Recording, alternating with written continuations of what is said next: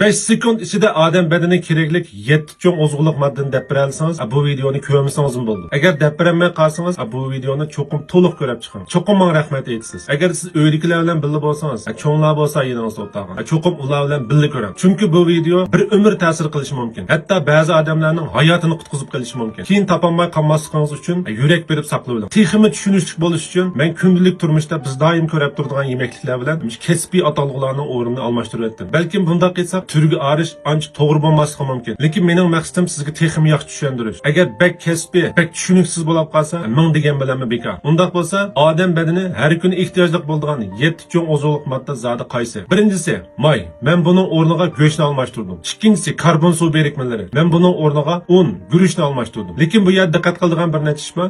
5 xil donliq ziroat bilan qarashliqning hammasi karbon suv birikmalari bilan bir turga arishga bo'lmaydi. Gerçi qarashliqning tarkibida ma'lum nisbatda karbon suv birikmalari bor. Lekin hozirgi zamon un tatish texnikasi, ayirish usuli bek ilg'or bo'lgachqa, uning ustiga qarashliqning ta'mi undan yeyishlik bo'lmagachqa, bu narsalarning kepikini arib, hozir mol chorva beqiyotimiz. Biz bo'lsa oppoq guruch, oppoq unlarni yeyotimiz. Mundaq chiqib aytganda mol chorvalar bizdan bekrak ozuqliq qimmati yuqori narsalar bilan bo'lilyotdi. Uchinchisi aqsil. Men buni o'rniga purchaq turdagi yemekliklarni almashtirdim. Aqsilga kelganda belgilashga tegishli bir ish bor. Aqsilni o'simlik aqsili va hayvonot aqsili deb ikki xilga ayiramiz. Go'shtlarning tarkibidagi aqsilni hayvonot aqsili deymiz. Ziroatlarning ichidagi aqsilni biz o'simlik aqsili deymiz. Bizning ota-bobolarimiz yezigilikdagi 5 xil donliq ziroatlarni, asosiy 5 xil ziroatni yeb cho'ng bo'lgan. Lekin hozir 5 xil ziroatni deb baq desa, deyamaydiganlar bekchiq. Shunga doktor kasalga aqsil tarkibi yuqori narsalarni yesin deb topilsa, hargizmi go'sht pishirib yegizmaydi. Nurg'un odamlar bilmay, kasal vaqtdim, kasal kutdim, kasal qardim deb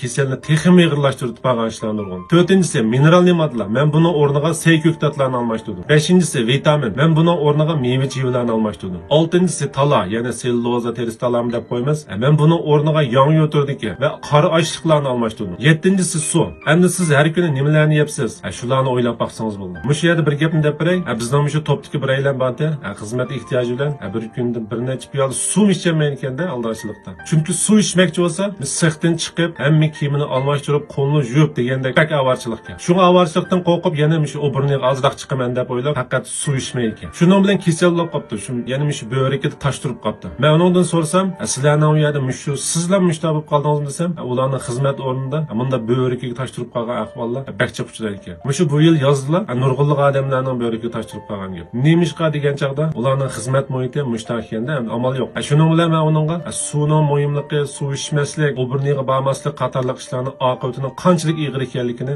har kuni qanchalik suv ichish kerakligini deb bersam, u hayron qoldi. Aroq ichadiganlar texmi qiziq, suv ichmay ichimlik ichadiganlar bor. Ichimlikning ichidagi qalamqan narsalarni men bu yerda deb o'tamsammi? Ichimlikning ichidagi suv bir kunlik ehtiyojingizga yetamdi deydigan gap bor-da. Hazm qilish, ozuqliq moddalarning so'mirilishi, metabolizm axlatlarining badan sirtiga chiqarilishi, mush jarayonning hammasiga suv bo'lmasa qat'iy bo'lmaydi. Odam badanining 70% suv. Bir daryoning ichida suv oz bo'lib qolsa, daryodagi axlatlarni eqitib ma'lumdi. Umoch qaynatsangizni, umochga suv bo'lmasa, umoch chag'il bo'lamdi. Uning ustiga yuqoridagi 7 xil ozuqliq moddalarni ikki turga ayirg'il bo'ldi. Anlasanglar balkim kulib ketishingiz mumkin. Ya'ni yeyishlik, ta'mlik turdagi ozuqliq moddalar va lozim battam turdagi ozuqliq moddalar deb ikki turga ayirg'il bo'ldi. May bilan karbon suv birikmalarining ta'mi intayin yaxshi bak yeyishlik. Shunga bir vaqt tamoqda go'sht, mifen ya guruch, ximir turdagi narsalarni jiqiyib olamiz. Shuning bilan oson semirib ketadigan ish chiqadi. Yurak min qon tomiri kasalliklarimi shuni agishib keldi. Ozuqliq eshib ketish, boylik kesil, diabet ko'payib ketdi hozir. Qolgan 5 xil turdagi ozuqliq moddalarning ta'mi unda yaxshi emas. Shu odatda jiqiyilmaydi. Shu biz anglaydigan gapning hammasi kalsiy yetishmaydi ekan, temir kam ekan, sinik kam ekan, oqsil yetishmaydi ekan degandek gaplarni bak to'la anglaymiz. Bu 5 xil ozuqliq modda ortib ketibdi deganni anglab boqmagansiz hozirgacha. Tunugun bir qiziq ish bo'ldi. Biraylar balamga u nima kam, bu nima kam, qanday qilsam bo'ladi dedi. Shuning bilan balangizning tamoq qandayroq desam, tamoqi yaxshi, nima yegiz bo'lsa shuni qilib berma, xili jiq yedi deydi. Kichik bolalarning nima yegung bor deb so'rash to'g'rimi? Mundaq chiqib aytganda, ig'izda nima yegiz borligini so'rash emas, balki badaningiz nimaga ehtiyojli, shuni avval o'ylashimiz kerak. Insonlar shu yemeklik zanjirining eng ustida turdi.